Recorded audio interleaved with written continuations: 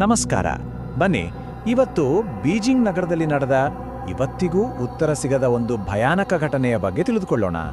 ಇದು ನಿಜವಾಗಲೂ ನಡೆದಿದ್ದು ಅಂತ ಅಲ್ಲಿನ ಜನ ಇವತ್ತಿಗೂ ನಂಬುತ್ತಾರೆ. ಹಾಗಿದ್ರೆ ಬನ್ನಿ ಶುರು ಮಾಡೋಣ ಈ ಕಥೆಯನ್ನ. ಇದು ಶುರುವಾಗಿದ್ದು ಒಂದು ಚಳಿಗಾಲದ ನವೆಂಬರ್ ತಿಂಗಳ ರಾತ್ರಿಯಲ್ಲಿ. ಮೊದಲು ಆ ಬಸ್ ಎಲ್ಲಿಂದ ಹೊರಟಿತ್ತು, ಆ ದಿನ ಏನಾಯಿತು ಅಂತ ನೋಡೋಣ. ಇದು ನಡೆದಿದ್ದು ನವೆಂಬರ್ 14, 1995 ರಾತ್ರಿ. ಸಮಯ ರಾತ್ರಿ 11 ಗಂಟೆ. ಬೀಜಿಂಗ್ನಿಂದ ಫ್ರಾಗ್ನೆಂಟ್ ಹಿಲ್ಸ್ ಕಡೆಗೆ ಹೊರಟಿದ್ದ ಕೊನೆಯ ಬಸ್ ನಂಬರ್ 375. ಆಗಿನ ವಾತಾವರಣ ಹೇಗಿತ್ತು ಅಂದ್ರೆ ಸಿಕ್ಕಾಪಟ್ಟೆ ಚಳಿ, ದಟ್ಟವಾದ ಮಂಜು, ಜೊತೆಗೆ ತುಂತುರು ಮಳೆ ಕೂಡ ಇತ್ತು. ಬಸ್ಸು ಹೊರಟಾಗ ಅದರಲ್ಲಿದ್ದಿದ್ದು ಕೇವಲ 6 ಜನ. ಒಬ್ಬರು ಡ್ರೈವರ್, ಒಬ್ಬರು ಕಂಡಕ್ಟರ್, ಒಂದು ಯುವ ಜೋಡಿ, ಒಬ್ಬ ಮುದುಕ ಮತ್ತೆ ಇನ್ನೊಬ್ಬ ಯುವಕ. ಬಸ್ ನಿಧಾನವಾಗಿ ನಗರದ ಬೆಳಕನ್ನ ದಾಟಿ ಹೊರಗಿನ ಕತ್ತಲೆ ರಸ್ತೆಗೆ ಬಂತು. ಸ್ವಲ್ಪ ಹೊತ್ತಲ್ಲೇ ಆ ಯುವ ಜೋಡಿ ಕೂಡ ಇಳಿದು ಹೋಯಿತು. ಈಗ ಬಸ್ಸಲ್ಲಿ ಉಳಿದಿದ್ದು ಕೇವಲ 4 ಜನ. ಬಸ್ಸು ನಿರ್ಜನವಾದ ಘಾಟ್ ರಸ್ತೆಯಲ್ಲಿ ಸಾಗೋಕೆ ಶುರು ಮಾಡ್ತು. ಇಲ್ಲಿಯವರೆಗೂ ಎಲ್ಲವೂ ಸಾಮಾನ್ಯವಾಗಿತ್ತು. ಆದರೆ ಕಥೆ ಅಸಲಿ ತಿರುವು ಪಡ್ಕೊಳ್ಳೋದು ಇಲ್ಲಿಂದಾನೆ. ಬಸ್ಸು ಆ ಕತ್ಲೆ ರಸ್ತೆಯಲ್ಲಿ ಹೋಗ್ತಿದ್ದಾಗ ದೂರದಲ್ಲಿ ಇಬ್ರು ಕೈ ಅಡ್ಡ ಹಾಕ್ತಿದ್ದಿದ್ದು ಡ್ರೈವರ್ ಕಣ್ಣಿಗೆ ಬಿತ್ತು. ಇಂಥ ನಿರ್ಜನ ಜಾಗದಲ್ಲಿ ಯಾರಪ್ಪ ಇವರು ಅಂತ ಡ್ರೈವರ್ಗೆ ಬಸ್ ನಿಲ್ಸೋಕೆ ಮನಸ್ಸಿರಲಿಲ್ಲ. ಅದೇ ಕಂಡಕ್ಟರ್ ಪಾಪ ನಿಲ್ಸೋಣ ಅಂತ ಒತ್ತಾಯ ಮಾಡ್ದ. ಬಸ್ ನಿಂತ ತಕ್ಷಣ 3 ಜನ ಬಸ್ ಹತ್ತರು. ಆದರೆ ಅವ್ರನ್ನ ನೋಡಿದ್ರೇ ಏನೋ ಒಂಥರ ವಿಚಿತ್ರವಾಗಿತ್ತು. ಅವ್ರು ಹಾಕೊಂಡಿದ್ದ ಬಟ್ಟೆಗಳು ತುಂಬ ಹಳೆ ಕಾಲದ್ದು, ಅಂದರೆ ರಾಜರ ಕಾಲದ ಉಡುಪುಗಳ ಥರ ಇತ್ತು. ಇಬ್ರು ಸೇರ್ಕೊಂಡು ಮಧ್ಯದಲ್ಲಿದ್ದ ಇನ್ನೊಬ್ಬ ವ್ಯಕ್ತಿಯನ್ನ ಹಿಡ್ಕೊಂಡಿದ್ರು. ಆ ಮಧ್ಯದಲ್ಲಿದ್ದ ವ್ಯಕ್ತಿ ನಿಲ್ಲೋಕ್ಕೂ ಆಗದೆ ಇರೋ ಹಾಗೆ ಅಲ್ಗಾಡ್ತಿದ್ದ. ಅವರು ಯಾರೂ ಜೊತೆನೂ ಮಾತಾಡದೆ ಸೀದಾ ಬಸ್ನ ಕೊನೆಗೆ ಹೋಗಿ ಕೂತ್ಕೊಂಡ್ರು. ಬಸ್ ಸದ್ದಿಲ್ಲದೆ ಹೋಗ್ತಿತ್ತು. ಆದರೆ ಇದ್ದಕ್ಕಿದ್ದಂತೆ ಒಂದು ದೊಡ್ಡ ಜಗಳ ಶುರುವಾಗಿ ಆ ಇಡೀ ಶಾಂತ ವಾತಾವರಣನೇ ಹಾಳಾಯಿತು. ಆ ಮುದುಕ ಇದ್ದಕ್ಕಿದ್ದ ಹಾಗೆ ಜೋರಾಗಿ ಕೂಗಾಡಕ್ಕೆ ಶುರು ಮಾಡ್ದ. ತನ್ನ ಹಿಂದೆ ಕೂತಿದ್ದ ಯುವಕ ತನ್ನ ಪರ್ಸ್ ಕದ್ದಿದ್ದಾನೆ ಅಂತ ಆರೋಪ ಮಾಡ್ದ. ಜಗಳ ದೊಡ್ಡದಾಗ್ತಿದ್ದ ಹಾಗೆ ಆ ಮುದುಕ ಬಸ್ ನಿಲ್ಸೋ, ಇವನ ಪೊಲೀಸಿಗೆ ಹಿಡಿದುಕೊಡ್ಬೇಕು ಅಂತ ಪಟ್ಟು ಹಿಡ್ದ. ಆ ಯುವಕ ನಾನ್ ಕದ್ದಿಲ್ಲ ಅಂತ ಎಷ್ಟು ಹೇಳಿದ್ರೂ ಕೇಳಲಿಲ್ಲ.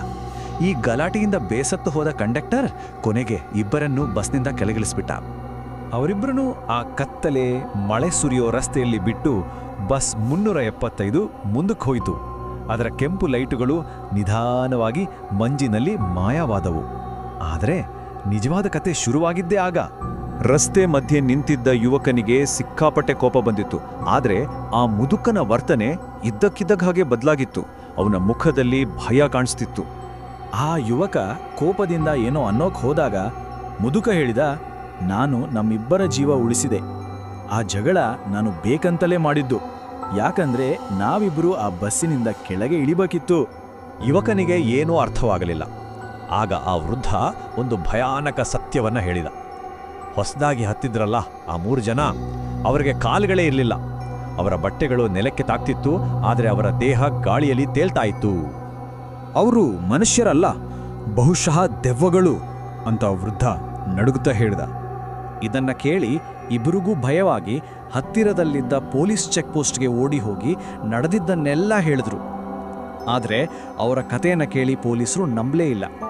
ಪೊಲೀಸರು ಇವರಿಬ್ರು ಕುಡಿದು ಕತೆ ಕಟ್ತಿದ್ದಾರೆ ಅನ್ಕೊಂಡು ಹೋಗಿ ಮನೆಗೆ ನಾಳೆ ಬನ್ನಿ ಅಂತ ಹೇಳಿ ಕಳಿಸ್ಬಿಟ್ರು. ಆದರೆ ಮರುದಿನ ಅಂದರೆ ನವೆಂಬರ್ 15ರಂದು ಒಂದು ಸುದ್ದಿ ಎಲ್ಲರನ್ನೂ ಬೆಚ್ಚಿ ಬೀಳಿಸಿತು. ಬಸ್ ನಂಬರ್ 375 ತನ್ನ ಜಾಗವನ್ನ ತಲುಪೇ ಇಲ್ಲ. ಇಡೀ ಬಸ್ ಚಾಲಕ ಮತ್ತು ಕಂಡಕ್ಟರ್ ಸಮೇತ ಕಣ್ಮರೆಯಾಗಿತ್ತು. ಸರಿ, ಬಸ್ ಕಣ್ಮರೆಯಾಯಿತು. ಆದರೆ ಅದು ಸಿಕ್ಕ ಮೇಲೆ ಈ ಕಥೆ ಇನ್ನಷ್ಟು ಭಯಾನಕವಾಯಿತು. ಹೇಗೆ ಅಂತ ನೋಡೋಣ. 2 ದಿನಗಳ ಹುಡುಕಾಟದ ನಂತರ ಕಣ್ಮರೆಯಾಡಿದ್ದ ಬಸ್ ಸಿಕ್ತು. ಆದರೆ ಅದು ಸಿಕ್ಕಿದ್ದೆಲ್ಲಿ ಗೊತ್ತಾ? ಅದು ಹೋಗಬೇಕಿದ್ದ ಫ್ರಾಗ್ರೆಂಟ್ ಹಿಲ್ಸ್ನಿಂದ ಸುಮಾರು 100 ಕಿಲೋಮೀಟರ್ ದೂರದಲ್ಲಿರೋ ಒಂದು ಜಲಾಶಯದಲ್ಲಿ. ಅಷ್ಟೊಂದು ದೂರ ಹೋಗೋಕ್ಕೆ ಆ ಬಸ್ನಲ್ಲಿ ಇಂಧನವೇ ಇರಲಿಲ್ಲ ಅನ್ನೋದು ಮತ್ತೊಂದು ಶಾಕಿಂಗ್ ವಿಷಯ. ಬಸ್ ಸಿಕ್ತು, ಆದರೆ ಒಳಗಿನ ದೃಶ್ಯ ಇನ್ನೂ ಭಯಾನಕವಾಗಿತ್ತು. ಬಸ್ನಲ್ಲಿ ಚಾಲಕ, ನಿರ್ವಾಹಕ ಮತ್ತು ಇನ್ನೂ 3 ಗುರುತು ಸಿಗದ ಶವಗಳು ಸೇರಿದಂತೆ ಒಟ್ಟು 5 ಮೃತದೇಹಗಳು ಸಿಕ್ಕವು. ಆಶ್ಚರ್ಯ ಅಂದರೆ ಆ 3 ಅನಾಮಿಕ ಶವಗಳು ಕೇವಲ 48 ಗಂಟೆಗಳಲ್ಲಿ ಕೊಳೆಯೋಕೆ ಸಾಧ್ಯವೇ ಇಲ್ಲದಷ್ಟು ಕೆಟ್ಟೋಬಿದ್ವು. ಆದರೆ ಎಲ್ಲಕ್ಕಿಂತ ದೊಡ್ಡ ಶಾಕ್ ಕಾದಿದ್ದು ಬಸ್ನ ಇಂಧನ ಟ್ಯಾಂಕ್ನಲ್ಲಿ. ಟ್ಯಾಂಕ್ ಖಾಲಿಯಾಗಿರಲಿಲ್ಲ. ಅದರಲ್ಲಿ ಡೀಸೆಲ್ ಬದಲು ಪೂರ್ತಿಯಾಗಿ ರಕ್ತ ತುಂಬಿತ್ತು.